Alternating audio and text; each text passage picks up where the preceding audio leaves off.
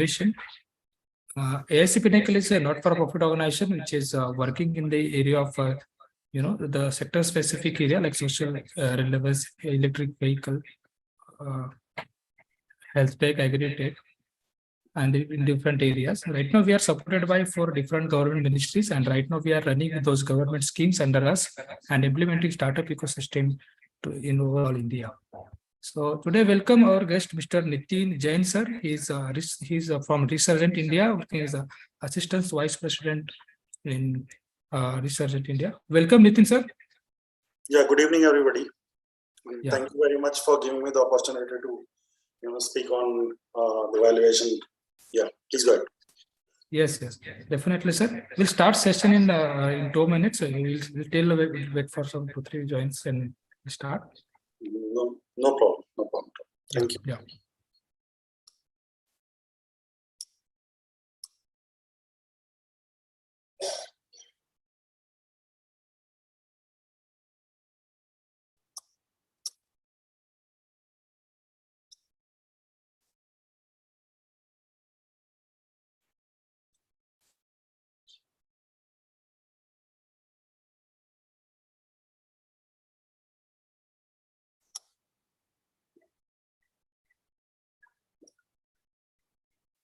Okay, Nitin, sir, we will start now. Actually, we'll participate let in one by one.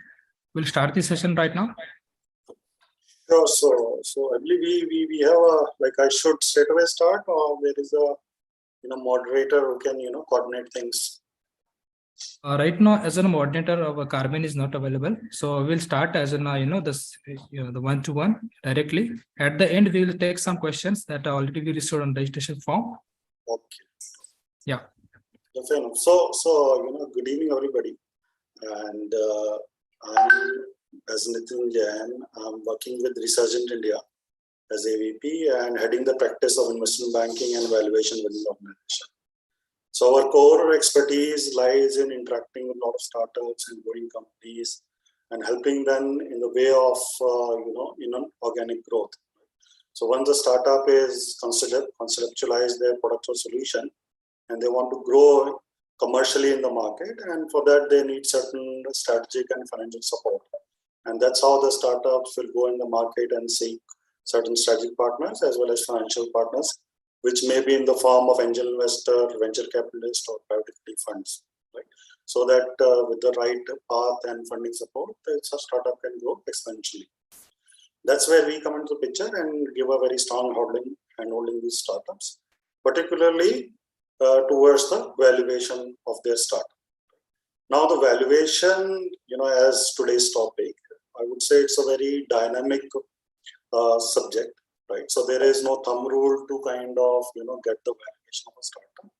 So, it's important that we understand what is the startup, what is the background they're coming from, what is the stage of particular products and solutions that a startup is trying to build, and what is the future vision, right? Once they hello, sir. Yeah. Hello. Sorry to interrupt, sir. Can we on the camera so a participant can see your face and enjoy the? Yeah. I on the camera, but somehow it's not showing. My camera is on. Okay. But it's totally black on the screen. Yes, I also observed that. Maybe it's just let me try once.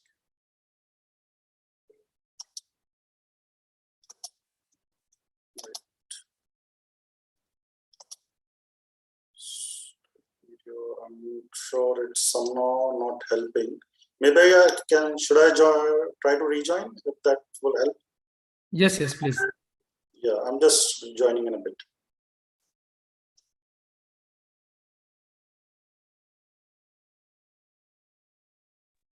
जिन्हें तक उसे पैसे ले देना ठीक है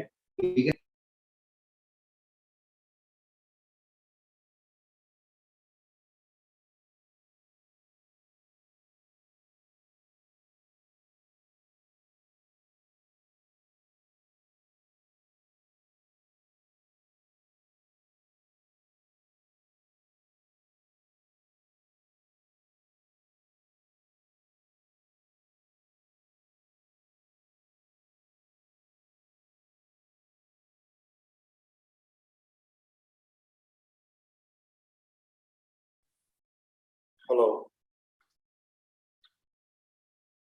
Yes, sir. Your screen is still not visible. Like your video not visible. Somehow it's not supporting. But I had earlier called it luck. I think it's Now coming. it's okay, sir. Now it's coming. Yeah. So again, good evening, everybody. Right, and thank you very much for participating in it. So what I was mentioning about valuation, valuation is a very dynamic approach. Right? So we have to understand a lot of things before actually commenting on valuation that the startup can achieve. The valuation particularly happens from the point of view of equity investment in the company. So one startup reaches a certain stage and they feel they need certain external partner, particularly in the form of financial support. That's where the valuation comes into picture. Right? Now there are different approaches and different methodologies to come up to a valuation of a startup. So many, I will kind of take a step back and start the valuation concept from a stage of ideation for a particular startup. So many times we come across a question that how you value a startup who is actually not existing at the moment, but only at the idea stage at the moment. Right? So, first of all, to have a valuation, one needs to have a company. There has to be, a corporate company, or the company has to be registered with ROC to kind of, talk about a valuation. Once the company is registered, then the operation or the particular product may be at the idea stage, where somebody has pulled in certain money with their own resources and just thinking to build a product or solution. So at the time, we only have a vision that, the founders or the entrepreneurs have identified a problem in a particular ecosystem and trying to build a particular product or services to address those problems in the ecosystem. Right? So they may require certain funding to develop that product and solution, and then further to kind of launch this in the market and have visibility in the eyes of ultimate user or the client. So for that, they will require certain funding. Now, depending on those funding requirements, the quantum of fund that the startup would think that they require to actually reach a stage of commercial launch. So depending on that and, analyzing the certain idea and the uniqueness of that idea, we then start the process of valuation. Now, at this moment, again, we cannot reach a valuation. We have to understand that, okay, whatever vision the founders have carried, what is the potential for us to kind of generate certain penetration in the market, right? And whether that will be financial viable or not. So considering those scenarios and converting in those aspects into numbers and certain, from a business sense, then only we reach a situation where we can say there could be a valuation of this startup, which can be presented to any potential partner or investor, and then negotiation and certain deal structuring can happen accordingly. Right? But again, you must have already, again, this whole scenario is very dynamic. There are a lot more factors that involve and actually affect the valuation, so that it becomes more of a win-win situation for both the sides, both for the founder as well as for the incoming investor. This is particularly from the idea stage. Now, if somebody has already developed a product and invested certain amount and have reached a stage where they can showcase their products and solution to any partner or investor, or even to kind of certain practitioners in the market who can validate the products and solution. Right? So that's where you have something to showcase, where certain people have partnered, they have already pulled in certain money, and certain money already having been spent. Right? Now we benchmark the historical investment and the progress that the startup has made. Right? And depending on those investment and certain milestone that the startup has crossed, the future potential can, relatively can be visualized. Right? So we can imagine that, with similar growth path or certain progress the startup is making, what is the future path that a startup can achieve?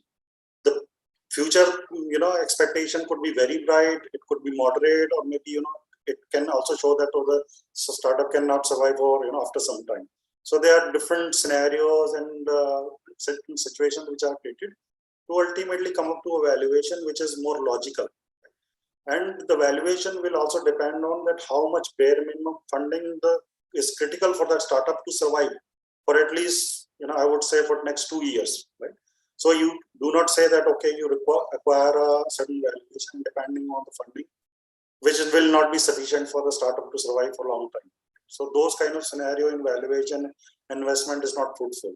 So you have to take a long-term view, understand the scenarios, and then propose something which ensures that the startup will grow and sustain in the long. So this is more fruitful. Right? Now coming to a situation where the startup has developed their product solution, they have already done the POC proof of concept, and they have also commercially launched themselves in the market. Right? That may be through their own resources, or the founders may have already raised certain funding from, let's say, some certain angel investor or even from a venture capital fund. Right? Now again, we have, in this case, we have a very strong track record of that startup. Right? So they have invested certain amount, developed certain products and solution, reached a stage of a commercial launch, and they already have a maybe paying or a certain complementary users already who can tell about the experience of product and solution that the startup is offering. So we can create a whole business scenario. So in this situation, again, we'll follow the same criteria to understand the startup. But yes, in this case, we can better analyze the future perspective. And in such a scenario, the valuation could be much higher, right? Because we already have a lot of proof or a lot of traction about the startup, and we can really cross-check everything on the ground, right? So that's kind of boost the confidence of the entrepreneurs, as well as it's also support investor to take their decisions. Right? So ultimately, deal negotiation happen quite extensively, but yes, in this case, startup can claim a very high valuation. So these are the particular broad level scenarios that we consider while evaluating startup for valuation. Now once you do a valuation, there are also certain segments in valuation. So whatever I have told you till now is from the perspective of investment and the long-term growth of the startup. But many a times company or startup, they approach us for valuation for, let's say, if they want to exit the business or want to even give a controlling stake to incoming investor where they feel that the strategic investor who is coming in can add much more value as compared to what the founder is able to do till now. Right? So, and there may be a case that the startup wants a valuation to allocate ESOPs to the key people or the key employees who may not be shareholder at this moment, but contributed quite significantly or has been instrumental in overall product development or the growth that the startup had reached till now. Right? So now for coming from a valuation perspective for merger and acquisition or offering control stake, that's where the investor or the incoming partner takes the kind of controlling state and kind of drive come in the seat where the founders will be working under the guidance of the incoming investor or the entrepreneurs, right? Where their value add is kind of minimized and the incoming investor come with additional money, and they kind of strategize the future growth path of the startup. So in this case, then the current situation of the startups become much more important, because the future growth will be driven by the investors. So whatever infrastructure, product and solution development, or the client base that has been developed till now is kind of considered as a part of the valuation, right? So rather than considering the future growth, we kind of consider the current scenario where the startup is in. Right? So in this case, the valuation is brought down drastically, and ultimately these deal at the early stage is very hard to do. Once a startup have a decent client base, or they may be reaching a situation where they can expect their business to have a break even, then only these kind of deals or the kind of certain deal structure that you can follow. Right? Now, valuation for ESOP or implied stock option plan perspective. Right? So this is where you kind of make the employees as your shareholder in the company. So in a practical level, you are not making them permanent shareholders, but you are linking their reward or any bonus that is due to them towards the value of the share that the company may be able to grow in the future, right? So that the employee kind of feel that they can benefit from the growth of the company, and if the valuation increases in the future, so they can have a kind of upside in whatever is due to them in terms of certain incentives or bonuses or certain payment that is due to them. Right? So ESOP, again, the valuation remains the same as we do in the fundraising process.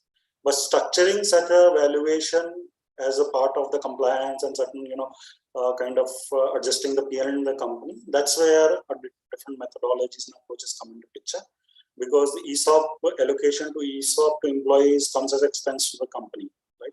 And those expense needs to be adjusted and also be, reported to the regulatory authorities. So there are different approaches and methodologies to that. So that ultimately the employees also can take the good benefit of ESOP, and it also ensures that the company kind of becomes successful in the long run, right? So this is from a kind of a valuation perspective. Right? Now, initially I mentioned that the valuation remains a very dynamic, process. Right? Ultimately, one cannot tell a valuation of company by discussing briefly with the founders or the management team, or through having a limited or a certain very few elements about the company. So it requires a kind of detailed discussion with the founders, understand their strategy and the long-term perspective and the vision, right? And how much funding is required for long-term growth of the company. And it also depends on the perspective of the investor. Right? So there is certain perspective the investor brings in the business or the startup. So if they have a short-term perspective where they want to make certain fixed return and then exit, so it's also have a great effect on the valuation. And if the investors has a perspective where they want startup to raise multiple round of funding and regularly do their valuation, increase their user base significantly, even enter to international market. So those strategy points have a very different effect on the valuation. And ultimately, we have to understand that, what is the consensus that we can build on the both sides, and then only propose a valuation, which is kind of logically accepted to the both sides. Right? So I believe, as a valuation, the people who are attending the webinar is able to understand the kind of psyche behind the valuation. We can, talk about certain methodologies and certain specific approach that we follow to do the valuation. But in the meantime, if anybody wants me to, cover any specific aspect, I'm feel to, hear from them, and, I try to answer their questions. So if anybody have any queries or anything till now.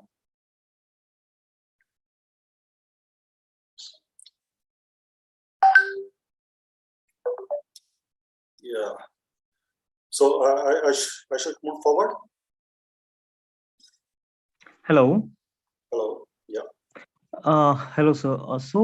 As a founder, right, when we are at early stage, right, when we are raising some fund, right, let's say we have some initial customer base and we are now going to raise our first round, right, pre-series A or something. So in that case, right, so we should take the help from the CA or from you, right? So once we raise, and how do we value the company at that stage as a founder, right? We don't have that much knowledge, right? So what is the steps that you would suggest for an early stage founder who is raising his first VC round or maybe angel round or something? So I believe your good name is Vishweshwar, right?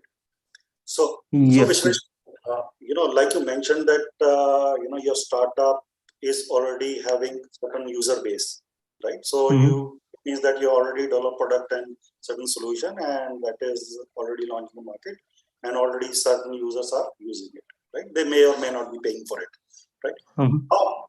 So valuation, particularly, if I have to follow a straightforward method, you have invested certain amount in development of that product. Right? So let's say you have invested 10 lakh rupees for that. Right? And it took 6 months for you to develop that particular solution, another month to acquire certain 50-20 users. Right? Now, this is the total scenario in terms of financial aspect of the company. So if I look at the financial of the company, it will show me that the 10 lakhs has been spent, and certain IPR or certain product, technology product, or maybe a service or a real consumer product has been developed within the company. Right? So if I have to value your startup or the company at this point, I will say the valuation is 10 lakh, because the 10 lakh you have invested in developing that particular service. So you have spent certain amount to develop something, and with 10 lakh you are able to develop one product. So 10 lakh is the value of that product, right? If you want to take, let's say, 10%, 20% margin on that, so the valuation becomes 12 lakhs, right? At this point. right? But Mhm. at 12x, Okay. yeah. So, but at 12x valuation, you cannot raise any further funds, right? Because somebody will give you 10 lakh rupees and you will lose 100% shareholding in the company, right? Now, how to I propose you a logical valuation so that it's beneficial for you. So you will be able to get certain funds and utilize those funds in the future growth of the company, right? Now, because those funds will be utilized for the future growth, as an investor, I need to understand what is the potential for that future growth, right? Whether if you have 20 users at this moment and with certain funding, what is your promise that in next year I will make this 20 as 10,000 or maybe 1 lakh or even 5 lakhs, right? What is the strategy you are following, right? What is your vision to grow this user base so that more and more people can benefit it, and through the experience with your user, you can further evolve your product and solution so its usability even more enhanced, right? So that's where you keep learning. So if I see that with your execution and the capability of your product and solution, I can believe that you can cross this user base, let's say 1 lakh rupees, 1 lakh user base in next 2 years. So I will benchmark the valuation on that 1 lakh user base, right? So let's say if I give, through understanding, let's say if you acquire 10 lakh investor, you acquire 20 users, right? So each user value 50,000 rupees, right? And if I see you will have 1 lakh users, I will multiply 1 lakh into 50,000 rupees, right? Okay. Yeah, so that will give me a benchmark for future potential. But yes, definitely, is a future projection. There may be a certain discounting on that and certain deviation. So I will discount at 50,000 to let's say 35,000 or 40,000 or even 25,000. So depending on that, I will try to value the company and understand against, reaching this 5 lakhs or 1 lakh of user base, what is the fund ultimately you require, right? And then make a certain correlations. And then, kind of a ratio, number where you will be also be logically, accepting that this is beneficial for my company. With this money, I can, reach to that user base. And after that, you will go in the market and raise a further fund to make this 1 lakh user base to let's say 1 million, 2 million or 10 million in the long run, right? So, the point I want to make, it's a logical flow, right? You invested certain amount, reach certain stage. Now you want to cross another milestone. Now, what is the fund requirement for that milestone, and what is the value that milestone can generate for the company? Right? That will help you to come up to a valuation. I hope that answers your question. Yes. Thank you so much, sir. Yeah. Thank you. Yeah. So I will move forward now. So we have been talking about that the founders or the startup should have a vision for future growth. So how to analyze this future growth, right? And what are the certain parameters that has to be thought through to kind of put this future growth in a very structured manner, right? So like we just discussed one case, whenever we want to understand the future potential or the future growth prospect of any startup, we create a comprehensive business plan, right? So everybody, whenever entering into startup scenario, they always try to project their future, right? Okay, if I'm at the idea stage, in how much time and how much funding I can develop a production solution. Once I develop the production solution, how much time and even funding it takes to reach out to few potential customer. And once certain few potential customer is able to access my product or service, how much more money or effort I have to make it a more of a visible to masses. Let's say, if I'm, started a startup in Pune, what is my strategy to reach out to whole Maharashtra? Then what will be my strategy to reach to different states, right? Or then even beyond going to international markets, right?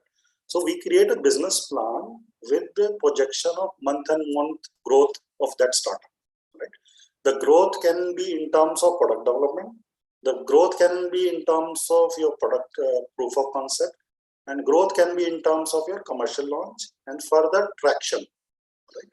So I can break each and every stack in month-wise, quarterly-wise, and try to project a trajectory for next 5 years, right?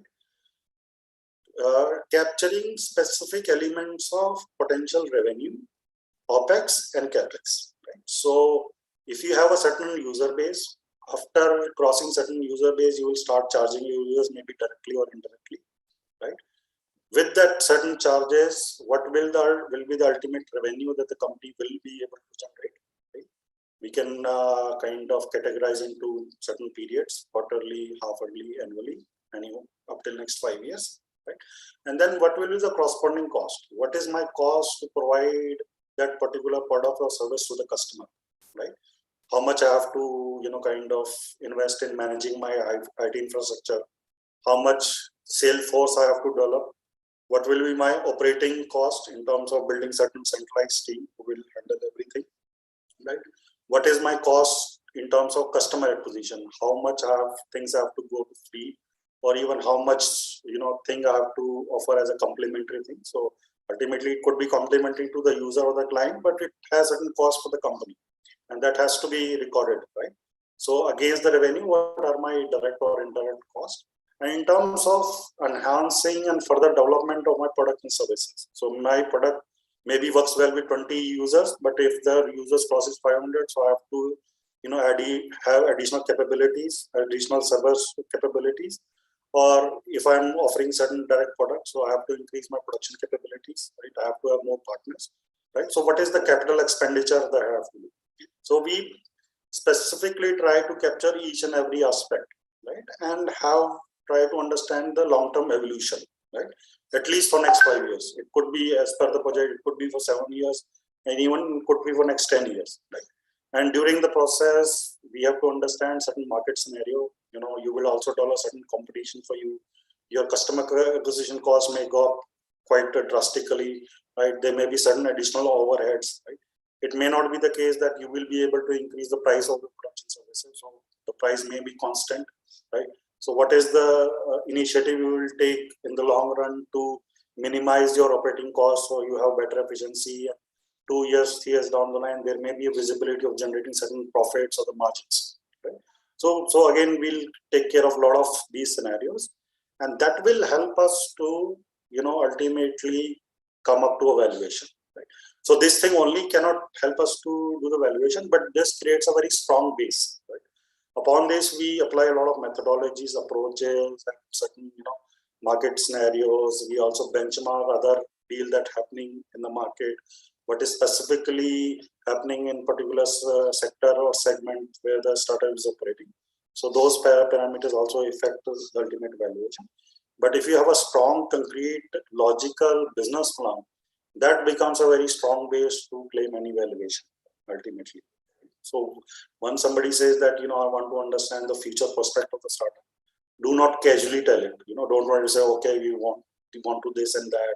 1 year we will do that, and after that, we'll reach.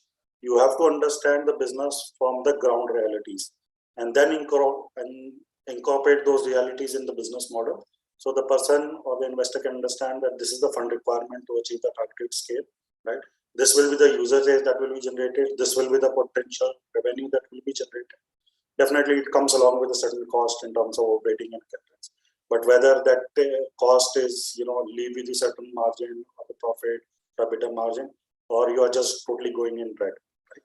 So we have to understand those scenarios, then, come up to a valuation, then that you can present to the investor. And if you have a business plan as a backing, then you will be able to defend the valuation.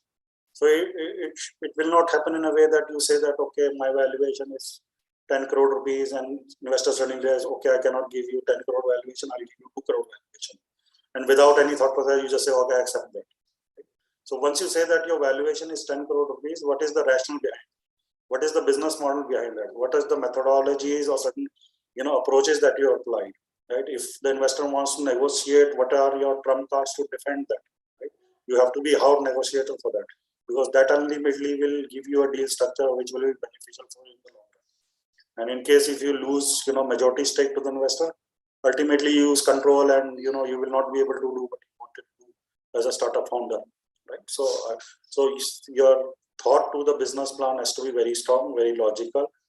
Think through about the ground realities. Do not try to be too optimistic, or don't even try to be so conservative. So you have to follow a very moderate approach, which you can defend logically and certain ground realities.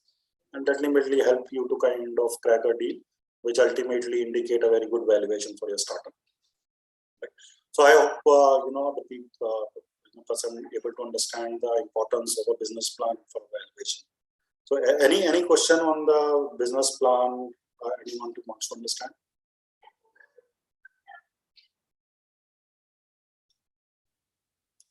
Hi, Nitin, Vishweshwar again.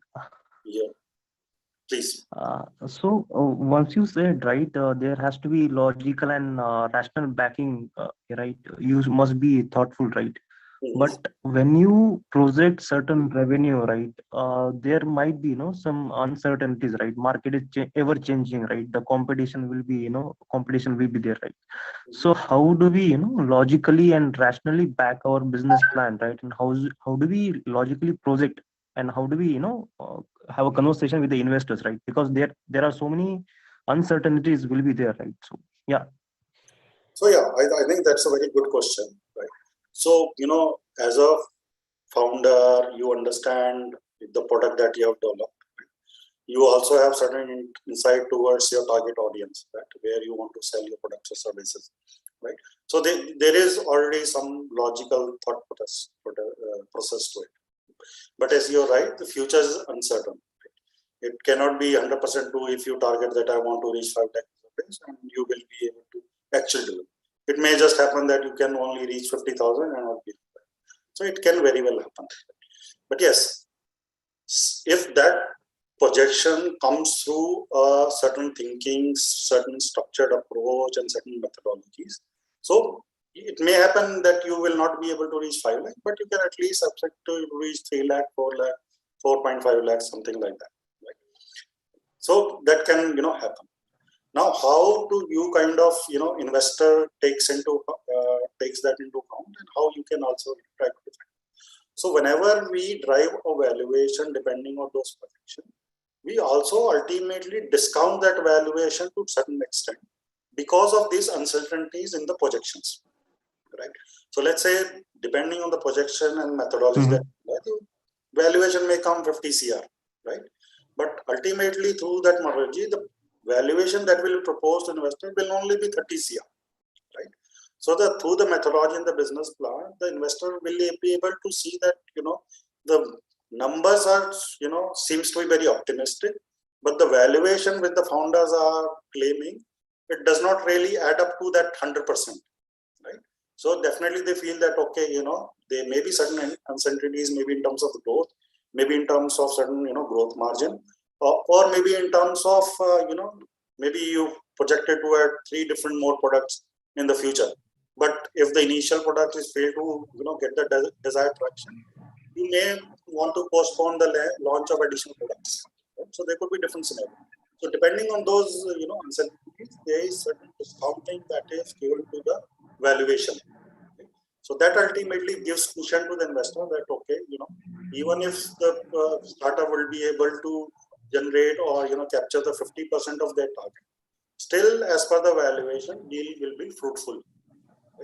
So you have to consider those scenarios before you actually go to the investor and say that even if we lose out on let's say 20-30% of our target, the valuation and the deal scenario that you're proposing still be fruitful for you. Okay?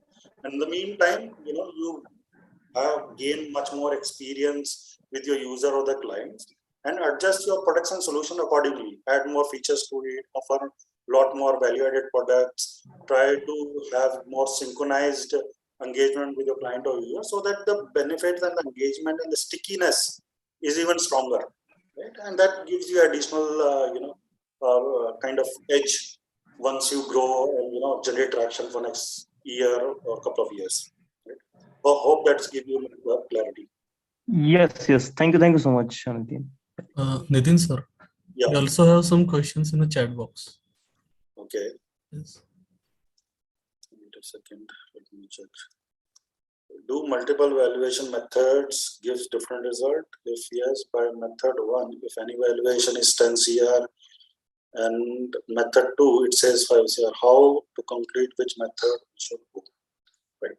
So to answer this question, there is certain as per the business plan and projection we arrive a certain valuation, And like I mentioned, again, because of certain uncertainties, we give discounted on valuation. Right now, this is from a kind of a internal process that there is a startup, their projection, and there is a valuation that is coming up, and because of we give such. This is more of a kind of a internal process of valuation for a company. Now you have to benchmark yourself with other startups in the market, right? So there may be some more similar startup who maybe have related products and services. Some other startups who are already established and raised a couple of rounds and already had a valuation. They are kind of reach a stage of kind of established player in the market, right? So you have to benchmark your valuation with other startups or other deals that happen in the market. So we call it as a precedent transaction analysis. Right? So we also benchmark the valuation with other startups who have already raised funding in a similar space. Try to do that. Maybe sometimes the startup is so unique that there is no direct, competitor, or there is no related products or services in the market. Right? So it may happen also. And we also, as a comprehensive exercise, sometimes we also try to include the listed companies, similar listed companies, right? Because they have their ready valuation as a listed stock in the market, right? So we also try to. Now, while we benchmark these valuation with our company, with certain similar transaction or even the listed peers, we benchmark on certain financial aspect in terms that we call it as a revenue multiple.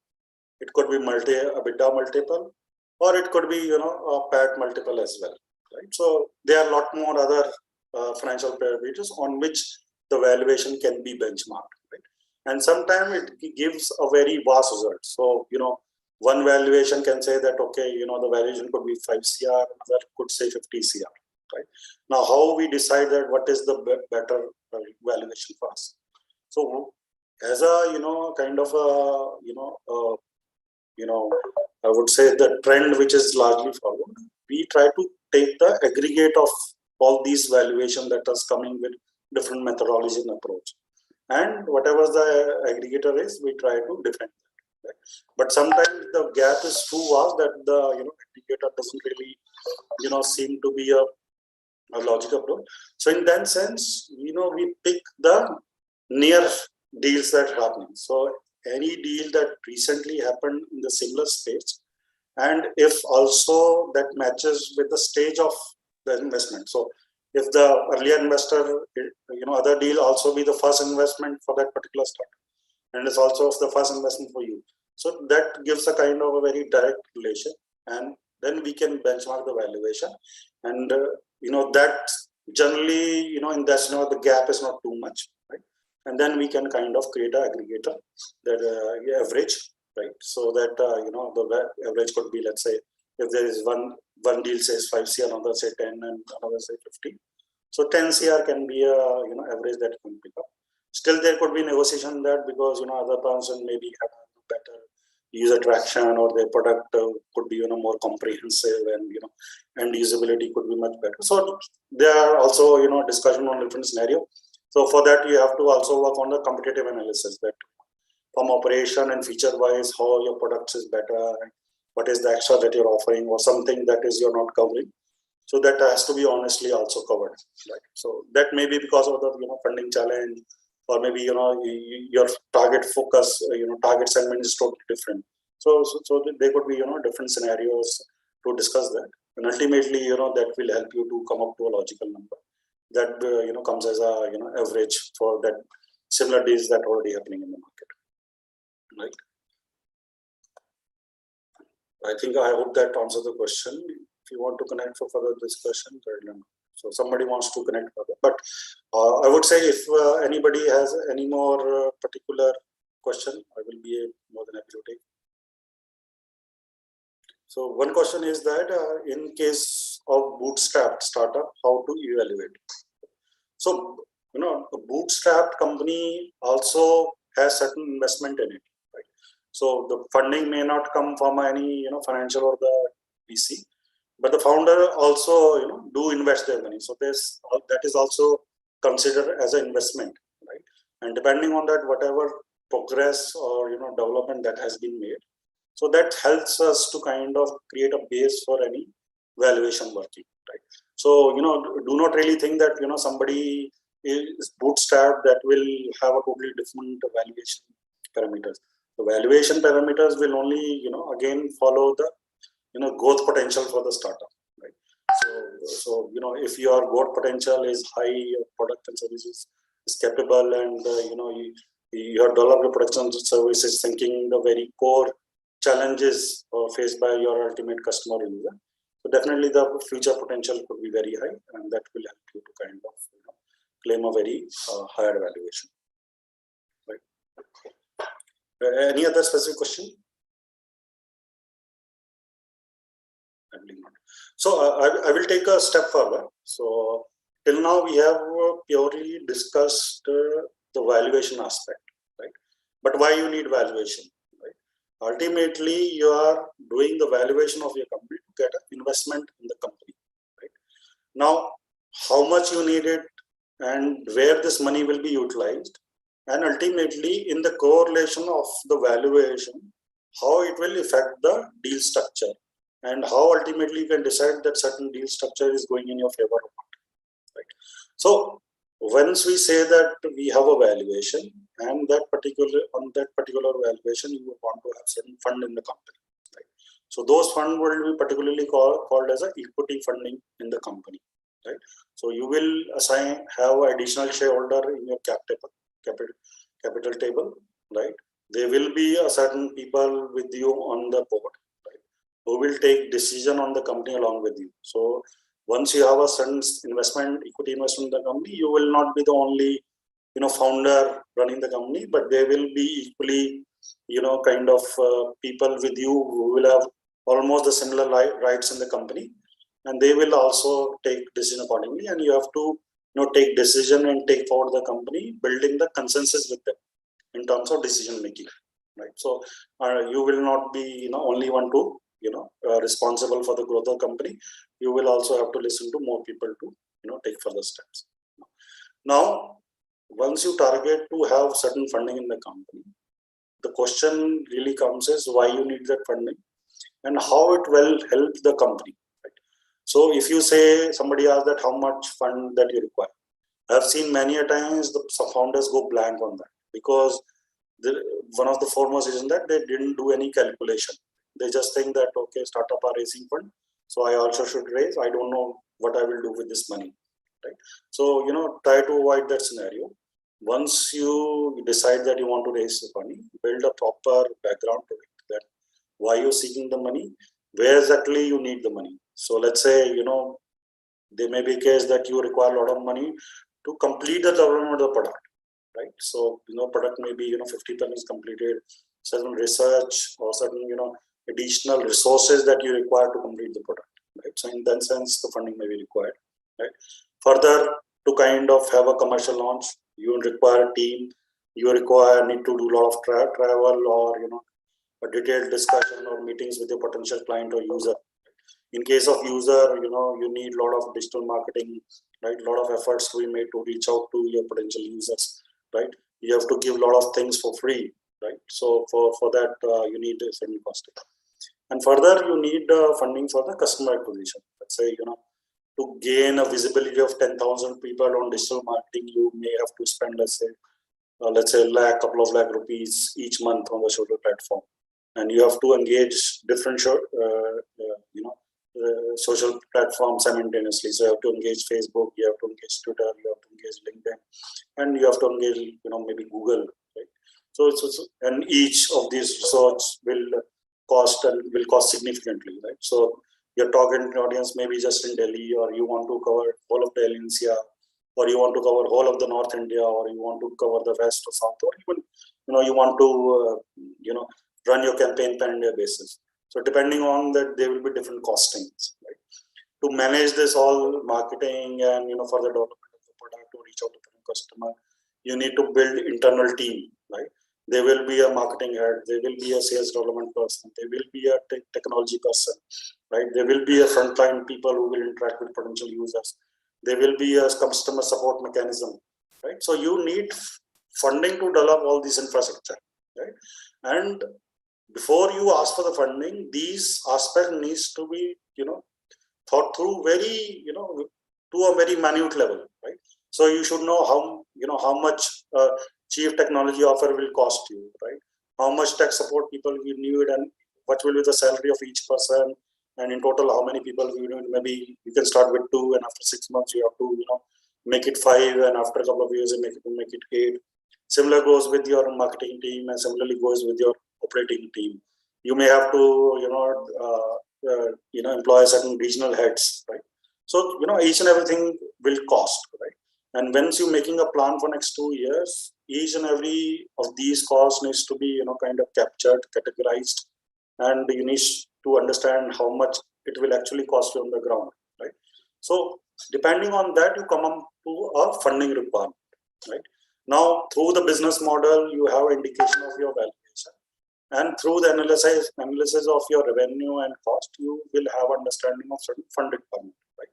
So you can give this breakup to the investor that 20% I need for product development, 30% I need for our internal working capital, or rest will be used for the customer acquisition. Right? So this kind of breakup you can easily give, right? So the investor also sees that you have done your homework before actually approaching for the fundraising, right? Now, let's say your valuation is 20 CR and you have a fund requirement of 5 CR. So as a correlation between valuation and funding requirement, 5 CR is 25% of 20 CR. So ultimately, as a deep, indicative deal structure, you will have to dilute 25% of your shareholding to the incoming investor. Right? Now, it is very, kind of confusing for founders to decide whether that 25% is actually logical, or whether, that is dilution is right or wrong, or, what are the other scenarios that we can, propose to the investor, or, they want to say yes to it, or, what is the room for them to negotiate in that, right? So a lot of founders get confused on that. But yes, again, this structure, which I just mentioned, again, very dynamic. It depends on what the investor is thinking, right? The investor also sometimes push for a control deal. So they straight away will say that we will require more than 50% in the company, right? Maybe, you want to, somebody say that, okay, I don't want to give away more than 2% of the company. So this can also be a thought process, right? So you have to understand that what is the stage the company is in, how critical are funds for the company, right? How much longer you can survive without the funding. So you have to, thought through that. What is the value that investor is bringing in? Whether, some investor is have a very strong network in the industry, and you may feel that once they partner with you, they can bring, help you and bring a lot of business for the company. So that ultimately, makes it sustainable, right? Maybe somebody, already can give you a good visibility in the market that, let's say a Tata company invests in certain startups. So through that, you get a lot of PR that, certain great organization invested in your company. So even if you lose too much in the equity stake, long run can again benefit you. So again, it's very dynamic. There is no right or wrong answer to this question. It depends on the total deal scenario. Who is the investor? How much is bringing? Who is the founder? What is his background? Where the company's, what is the company's stage? How much the funds are critical? What is the quantum or the volume of funds which are required? Right? If the funds are required is too high, so it maybe doesn't really suit the deal. But if the requirement is not too much, so there could be ways to structure the deal so that the dilution can be minimized. Right? So the more you discuss about it and more you understand the investor's perspective, the more you will be confident on that. But again, do not hesitate to negotiate on that. Do not hesitate to ask questions from investor that why, if they're proposing certain deal structure, why they're proposing, what is their thought process, right? And what is the other option that the investor could consider. Right? Try to propose 1 or 2 scenarios from your side as well, and then try to kind of build a consensus on that, and that will ultimately help you to close the deal.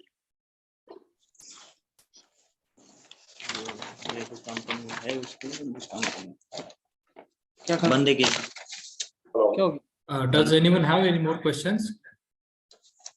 No. Check bank. Yeah. So, I would say from a valuation as a concept, right? So, I have, covered more or less, kind of a whole structure of valuation, from start to end. Right? But again, in the total deal process, the valuation is one of the aspects. There are many more aspects along with the valuation which works in closing a deal with any particular investor. As you, kind of progress in your own entrepreneurial journey, interact with more people in the ecosystem, right? And also, build your own confidence so that, you can at least propose certain terms, right? Then it will ultimately, you will be seeing, moving yourself towards getting a specific investment in the company. As far as my understanding goes, I call startup as a ecosystem of partners. Right? So they cannot be, one person who's driving everything, ultimately build a $1 billion company. Yeah, the idea and approach should be that you bring partners on board with the expertise in their own segment and in their vertical. So somebody is very strong in technical, somebody very strong in financial aspects, somebody is very strong in marketing, right? So you have to see that what is the value that the other person is bringing, build a partnership, and with that committed people, build a production solution which is ultimately very compelling and very value-adding to ultimate user or the client. Work on the feedbacks, continuously evolve. Do not stick that you have created something and which is full and final, right? Don't follow that approach. You have to continuously evolve yourself, learn from other people, tell your story, right? Listen from them, what they have to say, what are their experiences, and always ready to pivot, right? Always ready to listen and ready to make adjustments and changes, right? And ultimately, build an entrepreneurial journey which is beneficial for each and every stakeholder, whether within the organization or anybody outside the organization, right? And that's where we can make India as a leading startup ecosystem, and we will surely have most unicorns in the world. Yeah, please. Somebody was trying to Hi, say. sir. We have one unanswered question in the chat box. It's regarding patent valuation. Like if we have some patent, then how to evaluate? Yeah, so patent is aspect where if we have created certain intangible assets. Let's say you have created a technology platform in the company, right? And let's say you have invested certain amount to develop that. Now you feel that that technology platform is really unique and could be really value adding in the long run. So I should have a protection for that particular technology platform. So I try to create a IPR, right? So I try to patent that particular technology or solution that I have developed, right? Now the question comes how to value that. So the value again comes from a commercial aspect of that particular patent or the IPR that you have created, right? So let's say I have created a technology which is very robust, addresses 10 different segments of a company, and it has a very comprehensive backbone where each of every segment is kind of analyzed in a very with a range of parameters, and ultimately gives very dynamic solutions or indicators to the end user that may be a corporate client, right? Now what is the financial viability? How much you think you can charge for that platform to your customer or the client, right? So you say maybe the customer say I will only give 5,000 rupees a month for that particular solution. Or maybe so the product is so compelling that the client is even ready to give 5 lakhs a month for that particular solution. Right? So in the long run, how many clients that you can generate paying 5 lakh monthly for that particular solution? And again, like I mentioned before, what is the potential to have those client in, let's say, North India, South India, whole of India, or even international? So what is the ultimate revenue or the cash that the particular platform can generate? Right? This cash generation may also not be direct, right?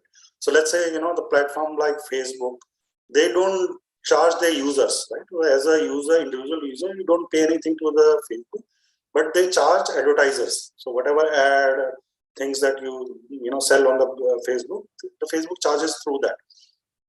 So the revenue for the Facebook is directly not from the user, but through the advertisements. So the revenue model could be different. It shouldn't be, or it's not some rule that the revenue has to be directly from the end user. But yes, one cannot deny the fact of usability for me as a usability of Facebook for me as a user, right? So I spend a couple of hours or even beyond, spend a lot of time on Facebook. So they see that they can, pass their time and add certain value towards the lifestyle of the company, their lifestyle. So there is some stickiness. So you have to prove the usability, right, and link it to the commercial aspect, and then it will help you to give a value that becomes your patent valuation, right? If you only offering a single solution as part of your IPR, so the valuation of your patent and the company more or less becomes same, right? Because the company is also running through selling of that particular solution. But if you are in one different segments and your technology platform is just catering to one of the segment, then the total valuation of the company or the valuation of the patent could be different. Right? The patent valuation can also be used for the licensing purpose. So let's say if you want to give a license, let's say you want to expand in America, right? And in American extension, you don't want to do it yourself, but you say that, I'll license this my particular solution to one corporate in US, and they will sell further. So let's say the company in US can feel they can sell your product to 500 corporates. So you will, as part of the patent valuation, you will straight away charge, let's say 5-10 crore rupees for them, and license that particular product to that particular entity in US for US market only, right? So this kind of deal licensing, the patent valuation help in this kind of licensing. But yes, it again boils down to the commercial aspect, that what is the commercial viability. You develop something so comprehensive, you already invested 5 crores in development, but ultimately it doesn't carry any commercial value. The user is not able to feel the benefit. They find it hard to use, and there's so many commands or so many things needs to be done to get it effective. So ultimately you cannot claim higher valuation for your patent valuation. So again, you have to think from a commercial viability point of view, and that helps you to reach to a patent value. Hope that answers the questions. Sir, good evening. Can I ask a question? Yeah, please go ahead. Well, sir, my name is Gautam. My question comes from the background. See, I'm a bootstrap company, and being bootstrapped, I've invested in the developing the tech. So now I've become cash strapped. And my tech I want to patent, basically, before going ahead in the market. So my issue, what is coming is, I went, the patent cost, which I've been told, is pretty high, and I'm not able to afford it right away. One. Then I was told, if you register your private limited company, get yourself registered under with Startup India, get your DPIIT number, and then you put up your patent application. It is done free of cost by under the Startup India. They have got their government approved patent agents, and you don't have to pay any money. And if you are suppose you're going to get a patent, you will get a patent with free of cost. So my query is this, that if I go through the Startup India scheme and I get the patent done in the company's name, is that advisable, or I somehow try to get the patent on my own individual name, and then I form my private limited company, and as an individual, then I stand a better chance for the patent? I mean, that will be a better business? What do you say? So I understand the scenario. So no, I will have one question for you. How much have you invested in development of that particular IPR? Well, sir, one technology which I developed around 12 years back, in 12 years, I was not well, so I had to shut down my business. But 12 years back, I invested more than 10 to 12 lakhs in the technology. Understood. So, now you have invested 12 lakhs in development of a certain technology platform. It may have very, a great value in the future, right? Or, that future prospect still needs to be decided, right? Correct. Now, 12 lakh rupees for investment is not really a entry barrier for anybody. So even as a, some individual salaried person can invest 10, 12 lakh rupees, and who maybe, understand a similar scenario and similar industry, kind of practices where you have developed this particular solution. They can build. Now, as an investment, there is no entry barrier. Right? Now, what is the future, potential here? You have invested 12 lakhs and you preserved this IPR for the last 10 years, almost, right? And now you want to get it patent. Right? Now you feel that, the time is right, and any corporate who knows about the solution, they can, invest for the money and, make it a global product and benefit a lot from it. Right? If that is the feeling, then I would advise you to go for a patent, right? And, it is from a, logically, a lot of people take the patent on their personal name, right? Acha. So then you can license to any organization. Okay. If the patent comes to the company, then the patent belongs to the shareholders. So it will not be individually belongs to you. So anybody, if you raise fund and bring additional shareholder in the company, then the patent would belong to all shareholders, not individually to you, right? So your position for that particular patent is diluted. Okay. Right? Now, coming from a cost perspective, yes, the getting a patent done does cost a lot, because the patent is kind of comes from my side, where you feel that the product or solution that you have created has a great potential, and you want to protect it for yourself, so that anybody who uses has to give you certain priority. So you get the value of whatever hard and work, hard research and effort that you have put in for a few years, right? The development of that, or even to having that unique vision, right? So you want to value that. So if you think that the future potential is so great, so investing certain few lakh rupees to get it patent, I think in long run it's only an investment, right? A fractional investment, right?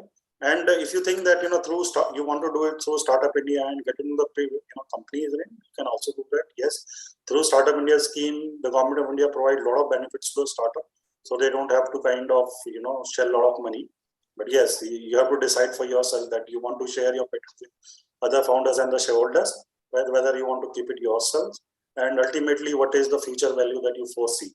Right? So and sir, suppose so if I go with the Startup India scheme, so in that case, can I have a agreement with the company as the founder director?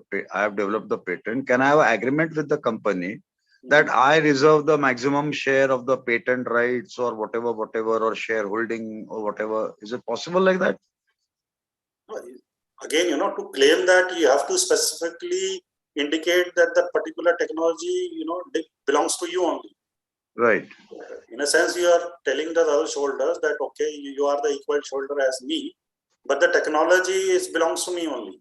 Right? Correct. And how it will benefit to you that once you get additional payment, what the other shareholder is getting. Right? So you will say that as a profit sharing, 50% goes to the both shareholders, but I will take additional 10 because of technology belongs to me. Right? Now the other shareholder said, on what basis I will pay you this 10 rupees? Right? Then you ask the patent. Right? A certain document which indicates that, okay, this belongs to you, and you exclusively selling to this company, not to anybody else. Okay. Other shareholder will also require certain protection. Not that you are charging. Yeah, I mean, I was just asking to safeguard my interest. If I go through Startup India and the patent belongs to the company, so I try to safeguard in tomorrow in future, so that I get maximum benefits. As a company, the right of each shareholder is equal. But right? The percentage, acha, okay. Then in that case, suppose my shareholding is more, then I get more. Yes. Okay. If you have a 70%, so you get the 70% out of profit. That's okay. It. All right. There is no link to the patent. If any shareholder is holding majority stake, you will get the major stake. Okay. All right. Sir, if you don't mind, can we have your contact number so we can connect with you later? Uday can share that. So I think that is so. Uday, I think Uday is aware of all the participants. You can float my number and contact details, and accordingly. Yeah. I already sent chat box, that is email ID that you can get in touch. As well, I will share the contact number also. Sure, no problem. Yeah. And sir, is your organization dealing exclusively only with electronic vehicles? I mean, all that things, or you're looking at other health tech and food tech? So we are sector agnostic. So we deals in each and every sector and segments. Right. So it's not particularly one segment. Yes. But we have to understand what is the project and stage, and accordingly we see that. All right. Okay, sir. Thank you, sir. So, Uday, I believe, can we conclude here? Yes, yes, definitely. Thank you so much, Mr. Nitin, sir. Actually, we had a very, in-depth concept about business valuation, and very technically, you have answered all the questions as well as all the queries of the participants. I really appreciate that in this particular era is very helpful to our startups as well as the overall community. And I hope all participants have enjoyed the session. In future, if you got any business valuation related queries and you want to get connected with, I'm just sharing the contact number in the chat box. Sure. Yeah, thank you so much, sir, for giving a valuable time for Hello. to us. Thank you so much. Anyone have questions? Yeah. Yeah, so just one question, Nitin sir. Are you focused on the health technology sector? Yes, we do work on that. Yes. Okay. So we are also working on the health technology sector right now. So just one last quick question, if you allow, right? No problem. This is good. We can quickly take that. Okay. So is it wise decision to take help of a company who works only on the developing the technology and the patents, and they help to the startup, right? So is it a good decision to take a help of those people, or the companies who just work on the developing the patents and filing behalf of a startup? So, or is it better to develop the technology in-house rather than taking help of the company who just work on the patent and developing the technologies? So, the companies who work in patent and development are totally two different type of companies. So let's say you have a concept and you want to develop a technology product or the solution for that. You may want to kind of develop a team which is in-house, right? Or maybe you want to outsource the development of that work, right? So these are the two scenarios. But as far as my experience goes, making to understand your vision and that what specifically you want to create to an outsourcing firm is really challenging. Right? Okay. Potential leakage in terms of maybe you think you're very too possessive about your concept, and you are straight away telling to an organization who is capable of developing a technology platform. So you may feel that they kind of leak certain segments or certain features in the market, right? Although you may sign an NDA with them, right? But yes, developing a product and solution is a long-term engagement, and it require a very kind of a great level of interaction. So you have to interact with that person on a daily basis, hourly basis, see what they understood, whatever you have mentioned, and come up what is the deliverable that is, and what is the further adjustment required on delivers. Ultimately, 6 months year down the line, you feel that something has been created which is part of your vision, right? Which you initially thought, right? So it's a very kind of collaborative engagement, right? If you do it through outsourcing industry, may come with a lot of challenges, right? They may not be ready to make a lot of changes which you regularly may ask for, right? So it's always better to build an in-house team, right? If the founder is already have certain technology background, so that helps him to guide the team, right? And if it's not the case, so you have to partner with a person who is already well versed with technology and help you to kind of guide in creating the architect of that particular technology platform, right? So it's not that as a salesperson I'm thinking of creating something as a technology solution and would be straight away able to do that. It will follow a step-by-step approach where I will start developing something with the help of people in my organization or maybe as an outsourcing entity, and gradually I will feel that something is getting developed which is makes sense, and I can kind of try to sell that in the market. But yes, it has to be a collaborative exercise. So if your team is in your control, that you will give the benefit in the long run. Okay. Thank you so much, sir. Yeah. So I say I really appreciate AIC-Pinnacle who have invited me to kind of share my views and experience, right? And I hope this is beneficial to the startup who have entered this, and the people can also share experience to startup they are connected with and friends and family. So idea to expand the network and build startup. Thank you very much. Thank you. Yeah. Thank you so much, sir, for your valuable time and the knowledge sharing with our startups.